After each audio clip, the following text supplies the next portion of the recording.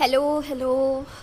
हाँ भाई, हो गया है रीनीट का पेपर। अभी जस्ट सोकर उठी हूँ क्योंकि पता नहीं, एग्ज़ाम देने के बाद मुझे बहुत गंदा वाला नशा हुआ था, तो मैंने प्रेफर किया कि अभी सोना ही ज़्यादा बेटर रहेगा।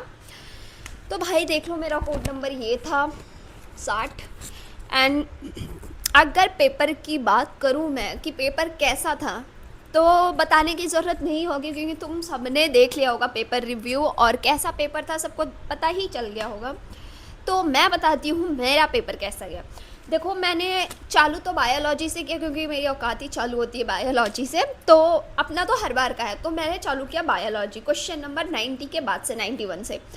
तो बायो मेरे से बन रही थी, अच्छी खासी बन रही थी। मतलब मैं अगर ऐसा कहूँ कि मेरे से कंटिन्यू 25-30 क्वेश्चंस ऐसे बनते गए, तो मुझे ऐसा लगने लगा उस टाइम पे कि ये एनटीए वालों ने रीनीट उन्हें कराना ही नहीं चाहिए था। जब पेपर इतना ही इजी देना था तो नहीं कराते, बेटर रहता। क्योंकि पेपर मतलब बायोलॉजी का लेवल तो ऐसा था कि जो हमने नीट दिया था 2026, उससे तो कई मतलब और ज़्यादा इजी पेपर था, मतलब काफ़ी ज़्यादा इजी था। तो आई वॉज थिंकिंग लाइक उस टाइम की नहीं, इसको नहीं देना चाहिए था इतना इजी पेपर।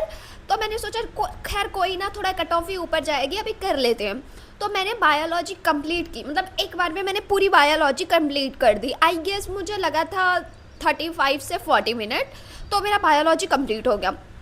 फिर मैंने सोचा चलो इसको, मैंने तब तक OMR भी फिल नहीं की थी, मैंने एक भी OMR में कुछ भी टिक टाक नहीं किया था, कुछ भी नहीं किया था। फिर मैंने सोचा चलो कोई ना, इसको हटाओ अभी साइड में, अभी मैं चलती हूँ केमिस्ट्री पे।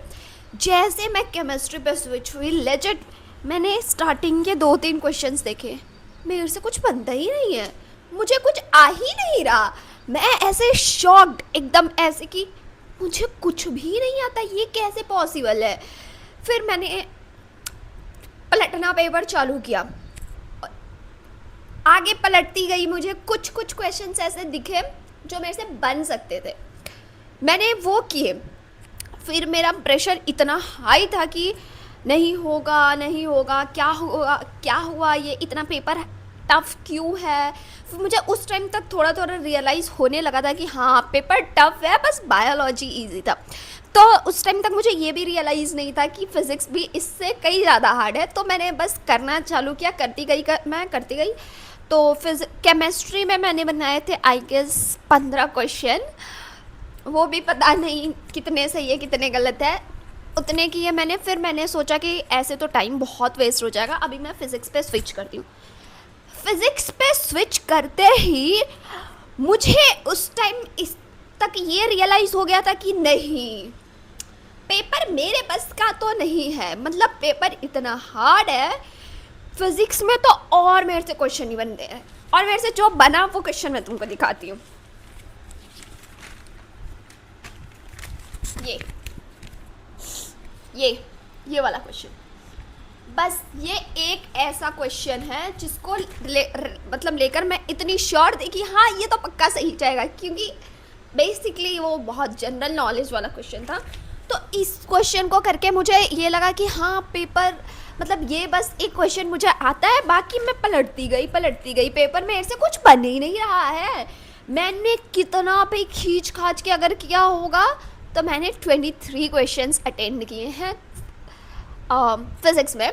एंड वैसे ही 22 टू 25 क्वेश्चंस के आसपास मैंने किए केमिस्ट्री में। अब मैं ये नहीं बोल रही कि मैंने जितना किया सब सही है, बट मैंने इतना किया है और मेरी हिम्मत नहीं हो रही। मैंने बायोलॉजी के सिर्फ मार्क्स देखे हैं, मतलब अब तक के क्वेश्चंस मिलाए हैं, क्योंकि मेरे पास की आ गई थी। फिज़िक्स केमिस्ट्री की करने की मेरी औकात ही नहीं है, 1% भी मैं करना ही नहीं चाहती। अगर मैं इसको करूँगी तो फिर हो जाएगा मेरा।